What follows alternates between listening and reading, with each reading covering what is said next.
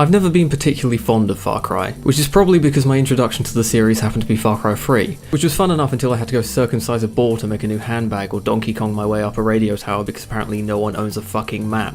So, how do I feel about Far Cry 5? It's pretty good, I guess. Far Cry 5 is the story of a man, or woman, almost single-handedly dismantling a religious cult within a small section of Montana. In order to progress the story, you have to kill the 4 leaders of the Manson family: Gok Wan, Lieutenant Dan, Girl, and Jared Leto. You can do this in whatever order you want as long as you kill Jared Leto last, since he's the pagan min of this whole situation. You play as the deputy, who is, as far as the story is concerned, an androgynous mute. The decision to move towards having a silent protagonist in these games feels like it's limited the storytelling without really having any perceivable advantage beyond your hands being a different colour. I can't shake the feeling that this had something to do with them trying to sell you microtransactions. Previous entries in the series at least attempted to humanise your character and create some form of connection to the world and the events happening within it. Even though those attempts fell flat on their face like an old man on an escalator, at least there was an attempt. That's not to say I didn't enjoy the story. I found the villain Joseph to be at least somewhat compelling, even if he did have a fucking top knot. He wasn't sympathetic, no, a villain doesn't need to be.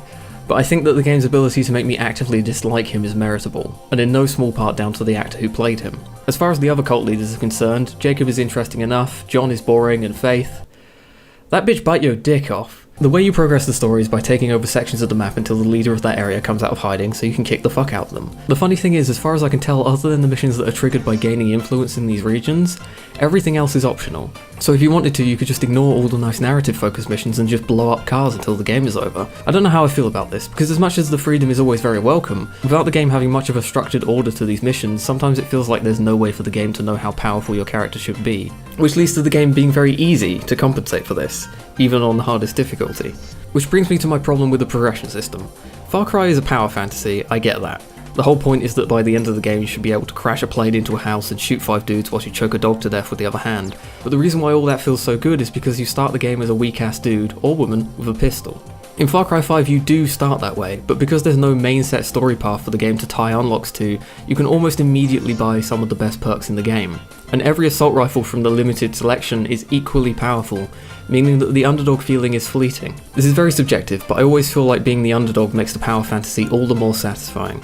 It's hard to shake the feeling that you're just doing the same thing over and over again sometimes in this game. The gameplay is all about finding a reason to shoot people, and then shooting them. With guns, or bows, or slingshots, or rockets, or fucking shovels if you want to. Ma'am. Which is good because the guns and shovels feel great in this game, and enemies die in the right amount of hits and don't sit around all day scratching their ass and soaking up damage like a depressed sponge. You're never more than 3 feet from something to shoot or blow up, which is great most of the time until you're trying to talk to an NPC but have to take bi-wordly breaks to shoot a plane out the fucking sky. They could certainly have toned down the spawn rate of enemies, because as much as I love being in almost constant combat, I would love to be able to talk to a vendor without them being mauled to death by a fucking Wolverine once in a while. Thankfully, you don't get anywhere near the amount of Ubisoft-style busy work that you used to. There's no radio tower climbing or mandatory animal skinning to constantly slow down your experience to a crawl, and what busy work there is almost entirely down to you to decide to do. It would, however, be nice if the game would slow down once in a while so you can appreciate the scenery, because this game is more beautiful than witnessing your child's first steps.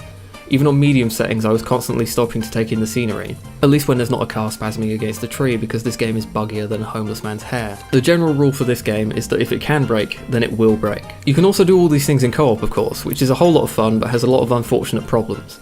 Firstly, the difficulty doesn't scale, so you've gone from an already disappointingly easy game to a game that my nan could play, and she's dead. The second problem with co-op is that your co-op partner doesn't technically get any progression rewards, so if they want to unlock the next tier of weapons then they have to go play single player to catch up. And even though all the weapons are laughably similar, it would have been nice for both people to be able to try out all the cool stuff. Barring those 2 points, the co-op is stupid fun. You can ride on a plane's wings and set fire to your friend with a blowtorch, and it's so much fun to time a stealth takedown together.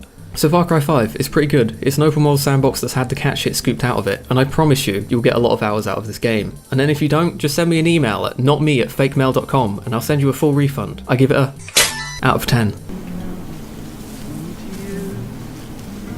Well, we all accept sorrow with the poor.